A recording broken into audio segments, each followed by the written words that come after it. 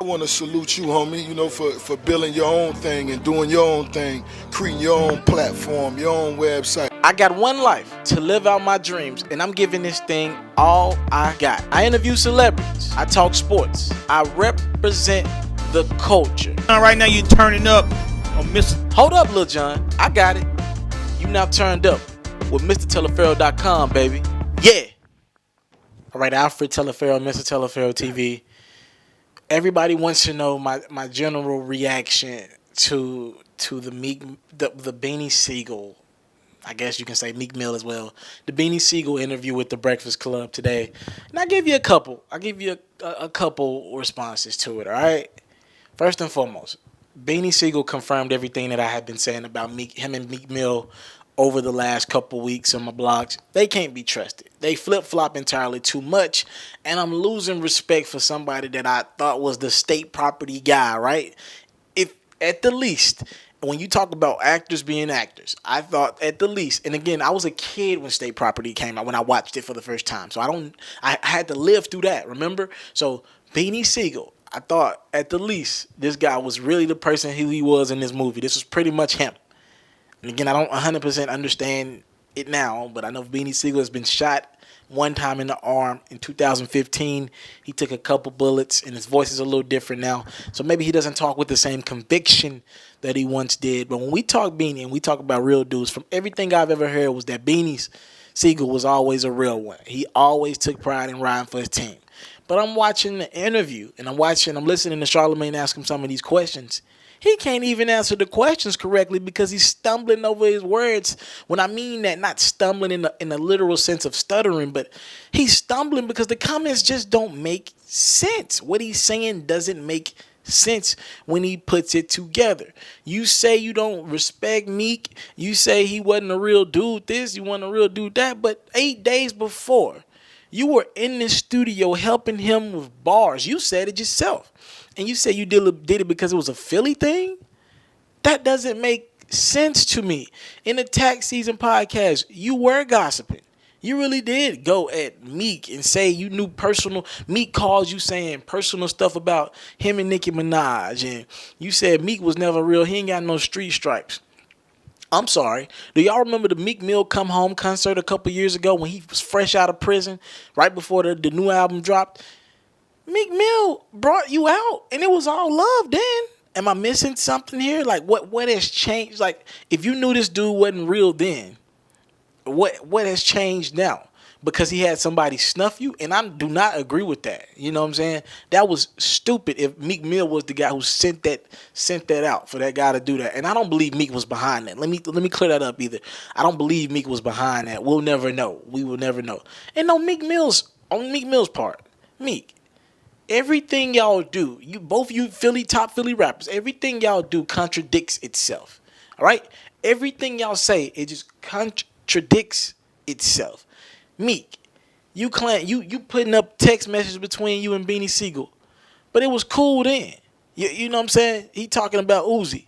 You wouldn't have posted it if everything was good. You wouldn't have, I'm damn sure that you didn't hit Beanie Sigel in that response to those text messages saying, hey, don't be talking about Uzi like that. You probably went along with it, or this just didn't say nothing at all.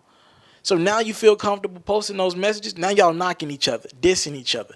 And Charlamagne asked every question that I would have asked. I'm going to be honest with y'all. Also, I want y'all to also understand that when they go up to the Breakfast Club, they go through iHeart security as well. So Charlamagne is aware of that. That Beans got checked from head to toe to make sure there weren't no weapons present. But with that being said, Beans is still crazy. And Charlamagne asked him every question that needed to be asked. You know, Charlamagne gets a bad rep from a lot of people, but all I can say is that brother keeps it realer than most interviewers in the game, all right? When you talk keeping it real, of course, Charlamagne does way more interviews than I do, but you talk about me, you talk about him, I ain't scared to ask anybody a question. You can check some of my past interviews.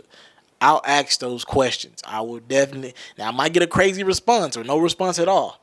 I'll ask those questions, and salute to Charlamagne, one of my he's a mentor from a far stance. I watch his moves and I like what he does. But back to the interview. Come on now. You going at Charlamagne, you upset when all he was speaking facts. You claim you a real dude this.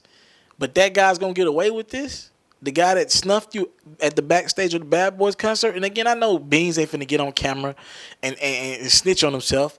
And I do understand that Beans was like, this is deeper than that. But I just don't understand the whole Meek Mill situation. You were just cool with him. And now you saying how he's never been real. 3 diss tracks. 3 diss tracks. In a matter of pretty much 72 hours and 3 business days, you dropped 3 diss tracks. Thursday, Friday, Monday is what they came into the Breakfast Club. You did all this. You got all this hate in your heart. And y'all knew y'all hated each other the whole time. And this how it comes out? Because of some beef that y'all have with a rapper that ain't even from y'all city? So this how it plays out? I still believe what I thought going into that interview. Beans and Meek Mill are giving Philly a bad rep. I'm not saying this is the entire Philly, but they're giving a bad rep because they seem like 2 fake guys. They ride the hot waves. It's always been like that, and it seems like, though, that's confirmed.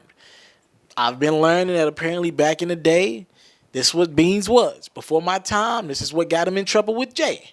This is why it didn't work out with the thing with Jay he had going on, the deal with Jay under him. This is who Beans is. This is who Meek has showed us who he is. You get mad over petty stuff. Wale ain't tweet your album out. Drake ain't tweet your album out. Y'all just petty. That's cool, though, because both of y'all still great, dope artists, and that will never get lost in this. But I don't know if I can consider y'all real. Either one of y'all. Y'all both do too much fake, corny stuff for me to consider y'all real people. That's just that's what it is. And I would love to interview either one of y'all. I mean, of course, I'm going to try to reach out to both of these guys in the midst of, at some point, when I'm in the same city. I'm going to still try to do interviews because I want to be able to not be right about this. I want to be wrong about y'all not being real. And I want to meet you man to man and see if y'all real. I really do. I really want to interview either one of the two, if not both, in the future. I'm just putting it out there. But, man, my perception right now is, y'all ain't real. The irony that the realest thing out of Philly right now is Kevin Hart. He got a movie coming out Friday, by the way. It seems like he keeps it real more than these artists do. Or even Uzi Vert. And he ain't known for this. You know what I'm saying? It's just crazy that the dudes that claim to be the street rappers, the hip-hop guys, it's like they not even keeping it real. I go by the name Alfred Teleferro. You're currently tuning to Mr. Teleferro TV. What we get thoughts about the Breakfast Club Beanie Sigel interview today. Love for you to comment your responses. It's all greatly appreciated. The love y'all show me. Alfred Teleferro, Mr. Teleferro TV. Thank y'all for the love, the time, support. Salute. I'm out. Hey, first and foremost, I want to thank you for watching this video. I hope you enjoyed this video, and I would love if you watch other videos while you're on my YouTube channel. Now, while you're here, people ask me all the time, how can you support Mr. Teleferro? Well, if you want to support me in my future endeavors, the first thing I want you to do is subscribe to my channel. If you subscribe to my channel, you get all my content first. Your subscribe goes a long way. I get to understand my demographics, understand who support me, who got something out this video. So first things first, a subscribe will go a long ways. Next, if you really rock with me, donate $1 to my GoFundMe. I have a GoFundMe link in the description. If you really want to support me, just $1. Showing me $1 and some good wishes will go a long way. If you want to support me and you want to help me with my travels, I got a lot of things coming up, but I got to get them travel fees there. I got to find a way to get there. So that can help me financially if you really want to go there. Also, a word of encouragement. Thank you. Whatever it is, talk to me in my comment box below. Comment on this video, like, subscribe, do whatever you got to do this video. I got to thank you for your time. I don't take it for granted. My name is Mr. Teleferro. Now, if you subscribe, help, donate, do whatever, you can see more videos like this, more new exclusive content. I got a lot on the way. Trust me. Thank you. It's Mr. Teleferro.com.